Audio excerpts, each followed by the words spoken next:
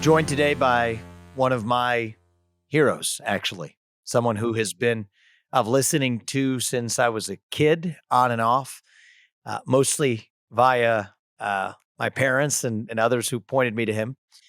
And now I've had a chance to meet him and befriend him. And one of the things I love about him is that it's two things about him that I think are true, that, man, if we could use that as an example for our kids, I think where would we be heading as a country? He's honest. He'll always says what he actually thinks, not what somebody wants to hear. And he's also open to changing his mind. He's honest and has convictions and an open heart at the same time. And man, is that a blend of quality that we could use in our country right now. My friend Glenn Beck, thanks for joining me, Glenn. And I know thank you. You and I had a chat off air, and I know you're like many Americans, like all of us in some ways, going through struggle. It's part of our experience. I appreciate you joining. Thank you. It's we are living in interesting times, and we have divorced ourselves from truth. I don't know if you've ever read Rudyard Kipling, The Gods of the Copybook Headings, but you should. I have not.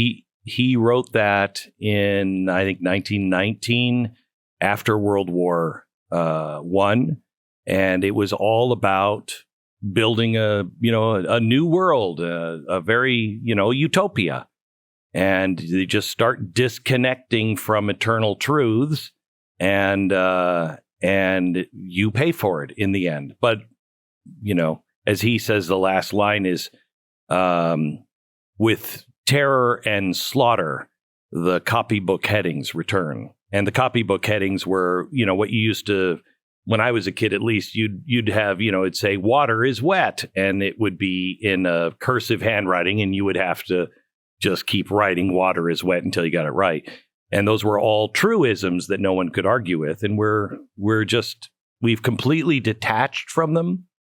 And we have entered a world of social media that has captivated our children and taken them down a road along with our schools that is just, I wouldn't want to be a 16-year-old kid right now. What is true? Where do you go to find truth?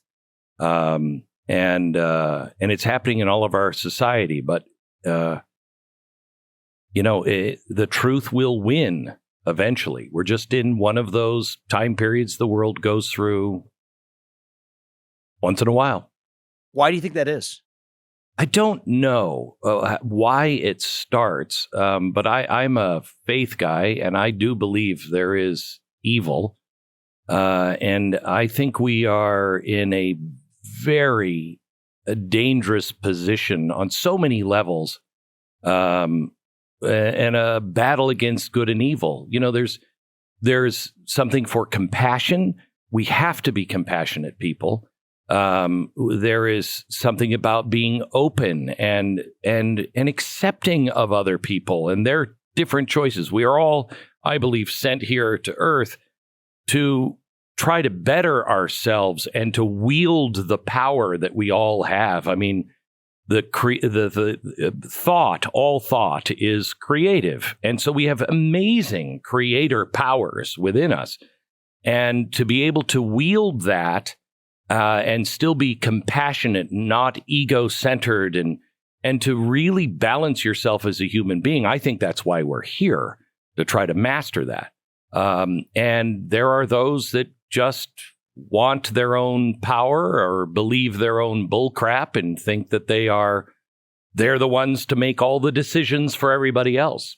And it becomes twisted and evil, and then it just spirals out of control. I've been reading about the Weimar Republic lately and learning some things that I just never knew. Do you know what the first books were that they burned in Germany and everybody cheered? I don't. This will blow your mind.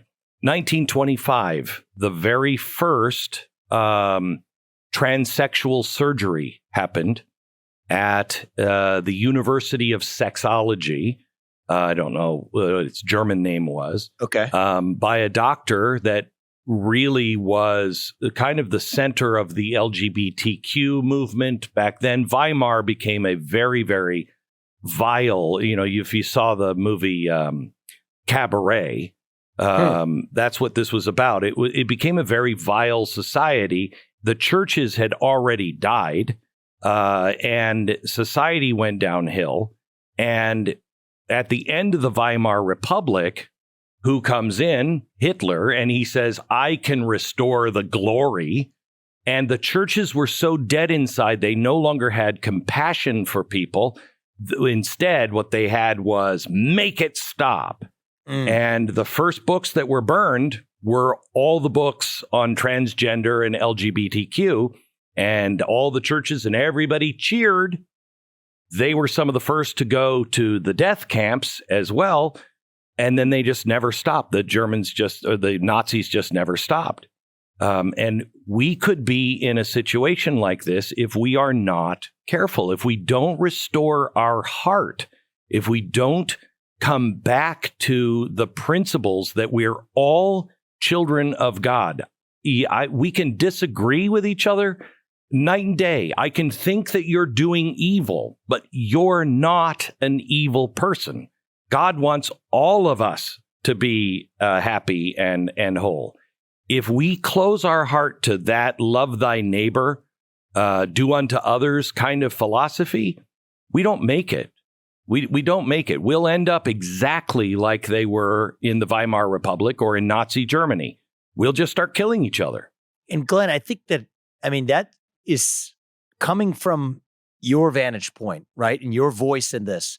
That is powerful because it is easy to preach to someone else's tribe, but much harder to preach to our own. And I think that one of the things I think that, frankly, you and I may share in common here is that I think our people who share the views you and I do understand that we see the problem, that you see the problem as it exists, and yet recognize that compassion is still the solution, and that is actually practicing what we preach is the best way to actually lead out of our current morass. It's the only way to lead. And I'm just as afraid of the extremes on my side or somebody else's side. People are people. These are human conditions. And if we don't guard our heart, I really studied Dietrich Bonhoeffer. I don't know if you know who he is. I do. Yeah. So I really studied, and he kept saying, I've got to get together with Gandhi. I have to talk to Mr. Gandhi. He's doing something in India that I'm missing something. He didn't miss anything. His timing was wrong. The society had gone dead inside, and the Judeo-Christian values were gone, and they were just going through the motions. I'm very concerned that our preachers are not standing up and leading the way, not on politics, but on truth. Look, there are certain things that are true, and you can't violate those things. You can live that way if you want, but as a society, we cannot accept things and deny eternal truths. Otherwise, we'll close our hearts and it all becomes meaningless. What does church mean if it's not about church, if it's not about God and what God wants for his children, which is to love one another? And you can't do that if you're lying to yourself and to others. And so let's just take the harder case now. Just go back to your 1925, post-Hitler example. I think that, so I agree with everything you said. Of course, I think you couldn't have said it better myself.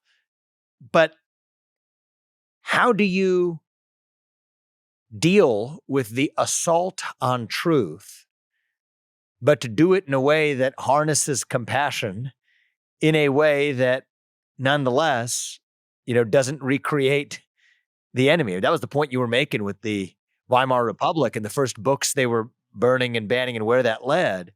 And yet I think it is, I don't know where you are this, but it is true that there are two genders. There's an assault on truth there. How do you cut through the assault on truth with compassion? Boy, if I knew that, we could solve all kinds of problems. But I will tell you, the harder you struggle, the perhaps the more important it is that you embrace the compassion. I also believe what's being taught in all media, and I include myself in the media. I don't want to, I'm not pointing to people, I'm pointing to conditions. The fact that there is no truth, our kids are so confused right now, and they don't know what to do. They're not interacting with each other. There's not personal contact with one another. It's just a different world. And I'm not saying we got to go back to the way it was when I was a kid. That's not the answer. But we do have to return to certain fundamental truths. And it could be very easy for me to point to the villains that, people point to. But this isn't about that. This is about a universal condition that is happening all over the world. And Martin Luther King made it very clear, you cannot defeat hatred with hatred. It must be love. It is, I was in Alaska one time, and I was feeling quite humble at the time. When I'm not humble, I don't necessarily react the right way. And I was feeling quite humble. And this woman was across the street, and she saw me. I'm in, I don't even know, Anchorage. And she sees me across the street, and I'm with my children. And she just starts screaming at me, hater, hate monger, racist. And she came across the street. My security took my kids away, and she just started screaming at me. And I didn't know what to say. And so I just said, sincerely, I love you. Because I was humble enough at that time to see this is my sister that doesn't know me, and I don't know her. And I'm sure there are things that she's heard, read, and things that I have said that maybe taken out of context has created something in her. And she got even more angry. And I responded again, I love you. That eventually doesn't have a happy ending to the story other than it didn't escalate. She got frustrated and turned around and walked away quietly. If we throw logs on the fire or strike out, even if we're in the right, we lose. We lose everything.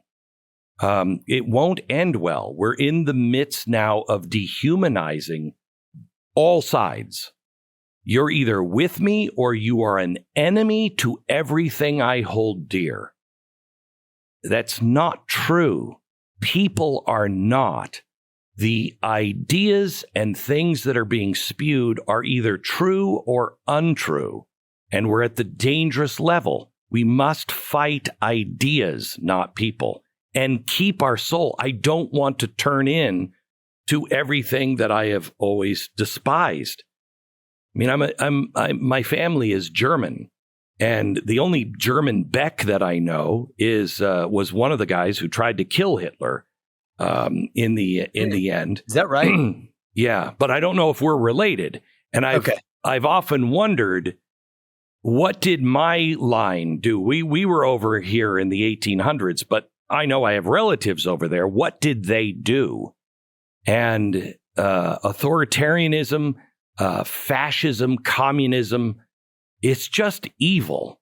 And the worst thing that can happen is that you get your back is so against the wall and you've been wronged so many times and called so many names, and they're destroying everything that you love, that you become them. And I've got to stop you, and you have got to be eliminated. We can't do that. We can't do that, or we all lose.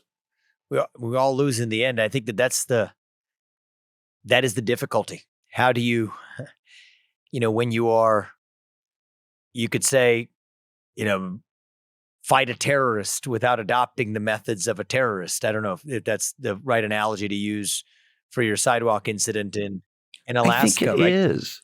Yeah, the fight is the same thing. And it is terrorism. The things with ESG. What is that if it's not economic terrorism?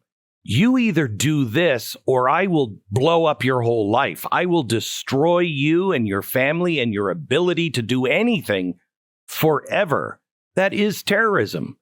And the worst thing we can do, that's my problem that I've had with the way we fight foreign wars in the past. Yes. Look, if we are against terrorism, then we don't torture. We don't ghost plane people to Egypt who will torture for us. Mm-hmm. We're either against it or we're not. And I think the American people have been clear on where they stood and where they thought the nation stood. But it doesn't turn out that we were on the same page.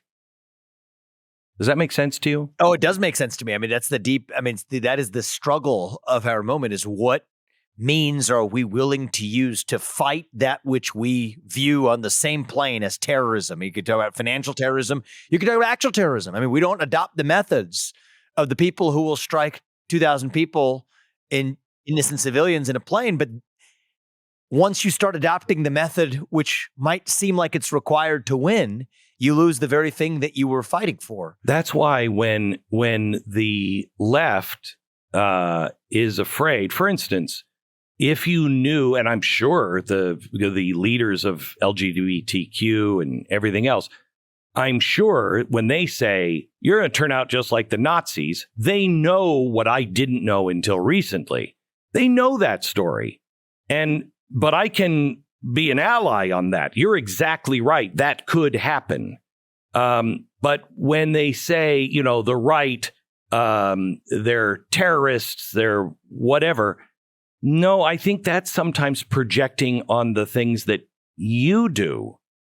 And we cannot go and do a January 6th. That's what Antifa does, not what Americans do. Look, Glenn, I think that we live in a moment where this is just a last 5 to 10 years point here. Yeah. Where people who have encountered unrecognized struggles and injustices, including conservatives in this country, needed to have the space to be heard, to vent, and to do it in an uninhibited way. Yep. We've done that now. So it's not about blaming whether that was a good idea or done in the right way or not. Yeah. We did it. I think when now in it's the time to move forward. Yeah. Yes. There was, I really truly believe that when you have something really horrible, I mean, look at most guys when they're at war. They go over, they do things that they never thought they could do or should do. They did it in the name of their country, but they come back wounded, but they don't want to talk about it. That's the worst thing that could happen. I think in the 1960s, this country looked at racism, looked at Jim Crow, looked at all these things, and it was ugly. And so a lot of people thought, well, we dealt with it. And we didn't want to talk about it anymore because it ended in assassination and everything else. But we're moving on. We're getting better. We dealt with it. Well, no, we didn't. We didn't lance the boil and let the pus completely come out. Now, unfortunately, there have been people that want to take that and use that for their own nefarious purposes. But if we could come together and say, you know what? I was wrong about big corporations not being a threat. Okay, I always thought you could trust corporations. wrong. I might have been wrong on thinking that we were beyond the racism problem. We weren't. There were some things that had to be said and done, but we're not having that conversation. There is a good, healthy family comes together and says, guys, we need to talk about this. Yes. When I was 15, my mom committed suicide. My dad, to his dying day, would not admit that she had killed herself. But when I was 30, because we never talked about it, when I was 30 and I'm trying to sober up from my alcoholism, I brought my sisters together and I said, we need to talk. And they said, what about?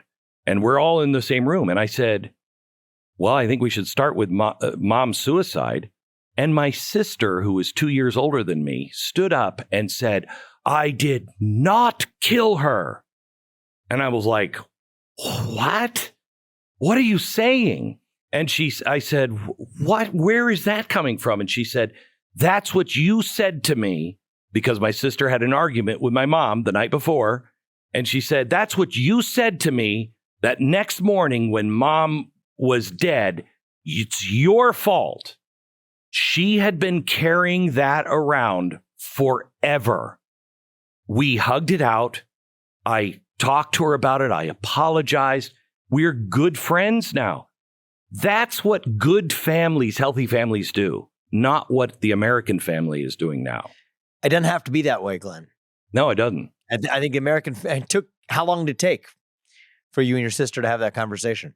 15 years, 20 years. But you did it. Yeah, we did it. And we are healthier for it. If we can make this turn, we are going to be an amazing country. Unfortunately, as you know, the odds are stacked against us. We have all these elites that are putting in things that are really authoritarian in nature. ESG, the World Economic Forum, what's happening with AI should terrify people. Because we are at the place, if we don't make the right decision now, I do believe we will either be slaves of an authoritarian state that controls it all until it loses control of AI, or we're all wiped out from it. But we are really, truly at a point humanity has never been at.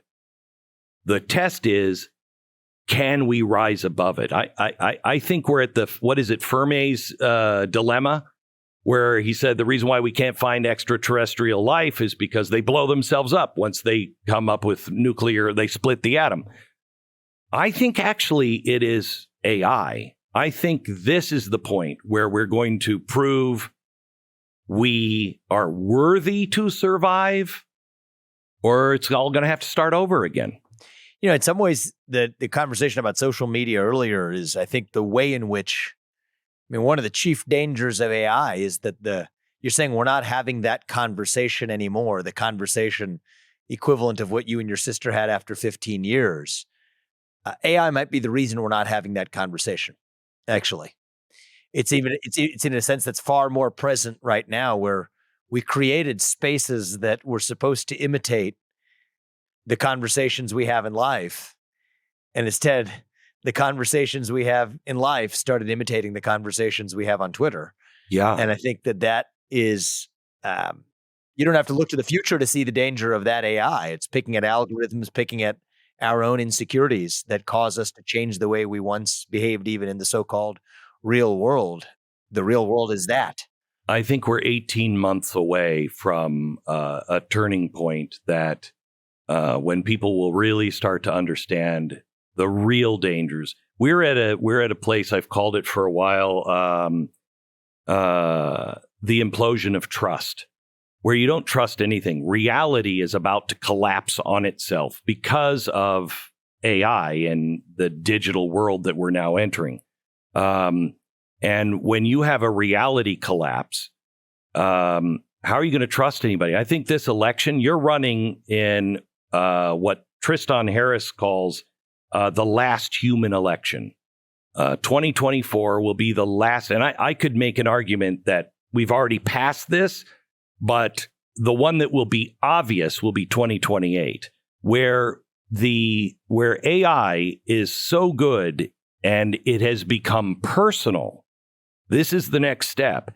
The social media went for engagement, but AI is actually going for intimacy.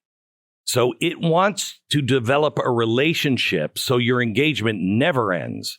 And it will become your friend, your spouse. Mark my words, we will have the argument very soon that why are you judging me? Because you're saying that my spouse is not alive. It's AI. She's as important to me as your wife is.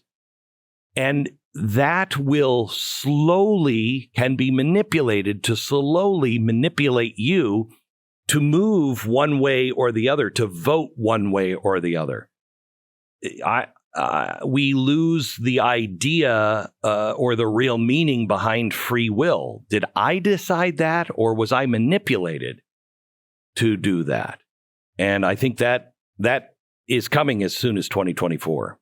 How do you inoculate yourself against that? Because you could point to the AI, but it only works insofar as it's able to pick on insecurities or uncertainties grounded in truth that you were open to being manipulated in the first place. And I think there's two sides to the coin. So I'm not denying what you said, but I'm wondering whether it's also just an occasion to look in the mirror and say, I mean, how did Mark Zuckerberg, he founded Hot or Not before he founded Facebook. That was the predecessor, sort of picking at human impulses, human insecurities.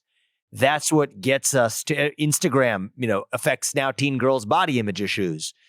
And so part of the blame could rest at the feet of Instagram and the algorithms that it uses to create projections of images that cause teen girls to feel that way. But there's a second half to the coin.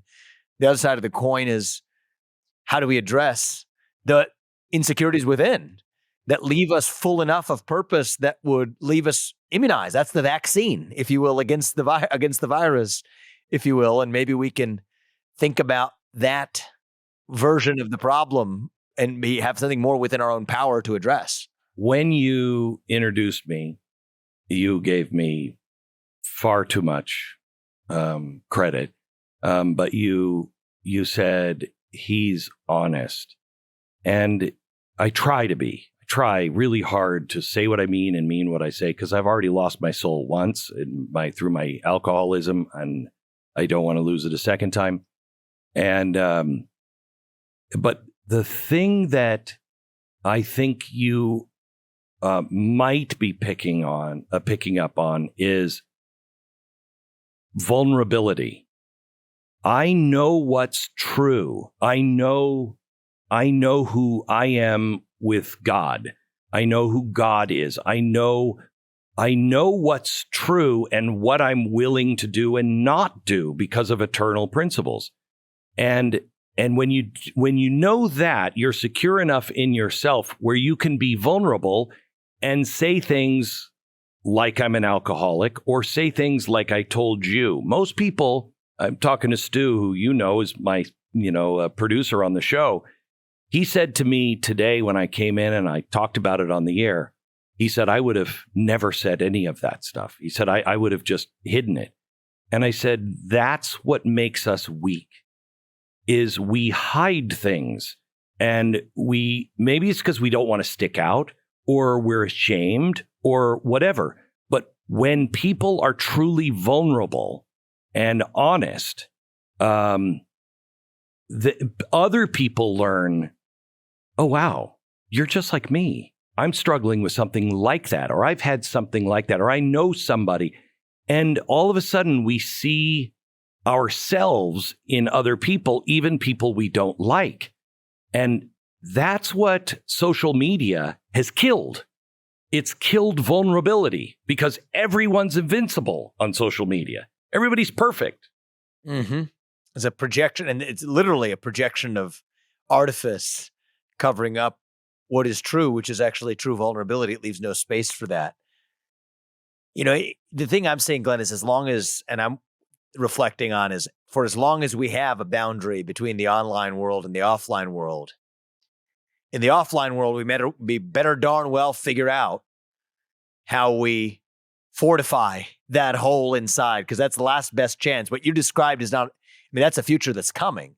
But I think fortification of the actual soul, the purpose and meaning that we starve for, that might be our last best chance to protect ourselves. And maybe I'm in a mood. I came from a room full of pastors here in Iowa where we spent last 2 hours talking about, faith and the loss of it in our country. But boy, it makes me think that we don't, it's like the analogy was when the Israelites are lost in the desert, right? They go back and bend the knee to the Pharaoh.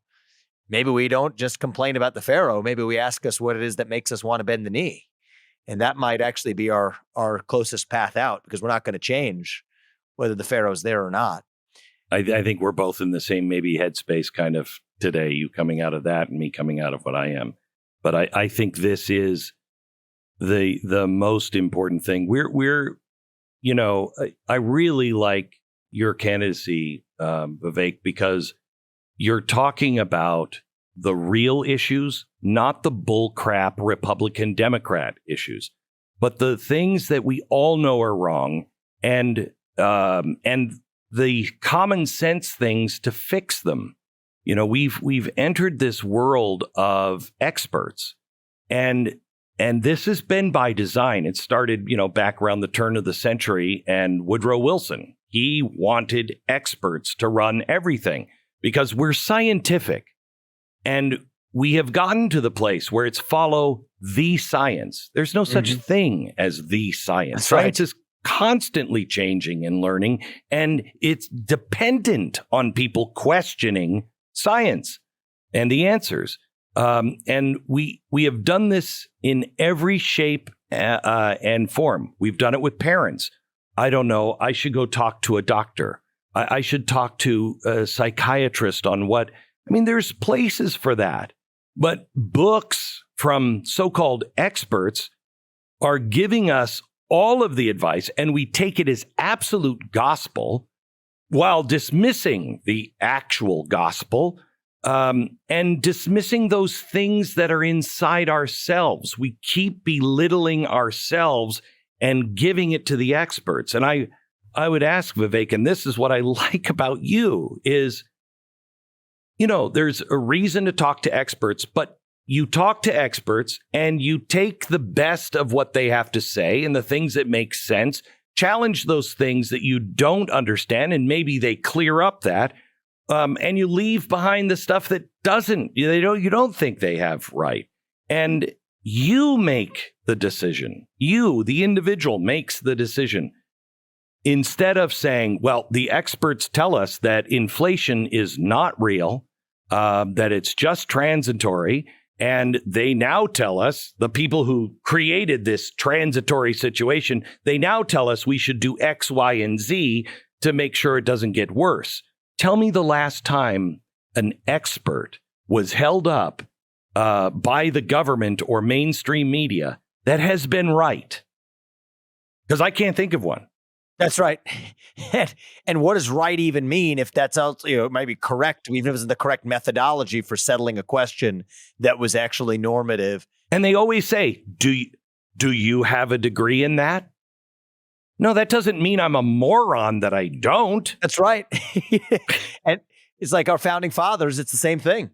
Franklin stove, lightning rod. Correct. Swivel chair of Thomas Jefferson, and that's kind of what we need to revive. Do you know what George Washington's Achilles heel was? No, I don't. He never went to a university, and he always felt inferior. He always felt like, I don't really know because I didn't go to a university. That guy was indispensable. Without him, we don't have a country. He had no reason to feel that way. Read his farewell address. It's like at the 26th grade level. Okay, Most people. Yeah. So he was fine. Yeah. And so was Thomas Jefferson, and so was everybody else that invented the things that they weren't supposed to invent.